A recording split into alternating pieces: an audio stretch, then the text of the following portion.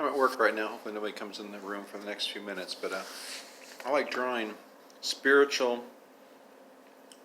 truths from everyday life. And we took Doggy, my daughter and I took Doggy out for a walk last night. We take her up into an area called Stapleton. It's a very nice area.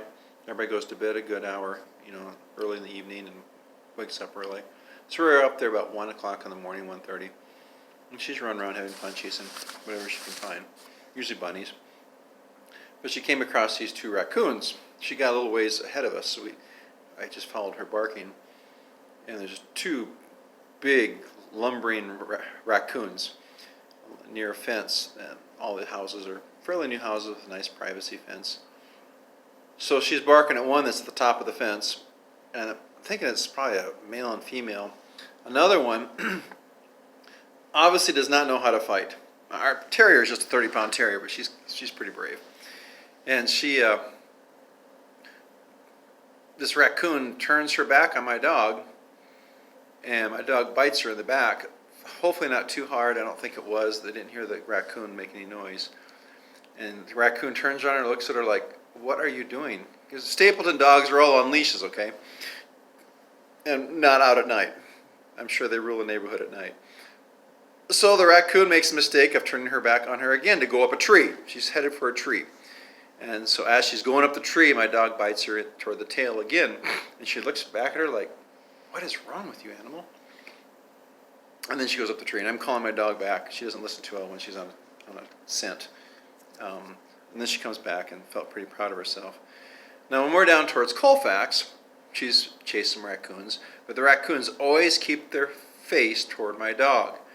These dogs have to fight for a living. Now the Stapleton raccoons have a rather comfy life, and things are very orderly, and the people get along, and apparently the animals do too. My dog will sometimes find a fox up there, and she does not hurt the fox. I'm glad for that. She'll just kind of corner it and sit there and watch it and be amused by it. So what I'm trying to explain is, we're told in the last days things are going to get worse than they've ever been before. And if you're not used to learning how to fight the demonic, they will bite you. It's kind of like having your guard up and just realizing that that is the true enemy. And the Colfax raccoons know how to fight. They're always having to be aware of their surroundings. The raccoons along the river have to fight for a living and to stay alive and raise their family. They know how to fight. They always keep their backs. They keep their face toward the enemy because they have very sharp teeth and very sharp claws. And they make a lot of snorting noises to try to scare the animals away. And so keep that in mind, what that might mean. They're facing their enemy, and they're saying they're serious. They're not going to turn their back on the enemy and let the enemy take an easy shot from behind. My dog has also learned from the cats that she lives with. She lives with 3 cats. And back in the day when she was young, she would bark before she even got from a line or sitting position as she took off after a squirrel or a bunny. So I'm not sure what you're barking at. You think they're going to listen to you and come to you? I don't know. She'd bark at them. Then she watched the cats catch birds. I hate it when the bird dies, but one of our cats is a pretty good hunter. She catches one every so often. I mean, I got a bird feeder up. It looks like I'm baiting them. And I throw food in her front yard for the squirrels, because I love animals. But the squirrels need to eat.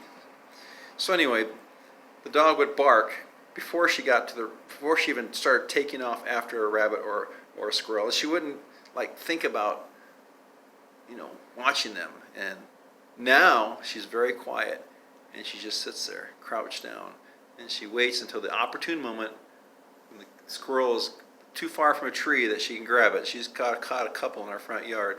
One was kind of young and not really smart. That's another story real quick here for you. But now she's quiet. She's learned from the cats how to hunt and how to go about attacking. Another spiritual lesson there for you. The young squirrel, here's another lesson. The young squirrel, I'm going to be like Jesus here and not give you the answers. Let you kind of percolate in your head. Solomon watched wildlife, and he got a lot of wisdom from them. This one squirrel was running back and forth on the top of our picket fence. It was about 3 feet tall. and the squirrel was safe there. Relatively speaking, our dog could jump up, but it was fast. The squirrel only had to jump on the other side of the fence and been safe, completely safe. But his mom and dad were in the tree that was in the yard, in our front tree, a very big tree.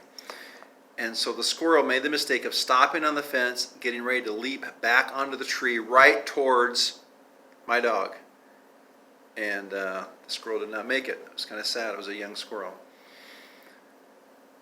So there's a lesson there too.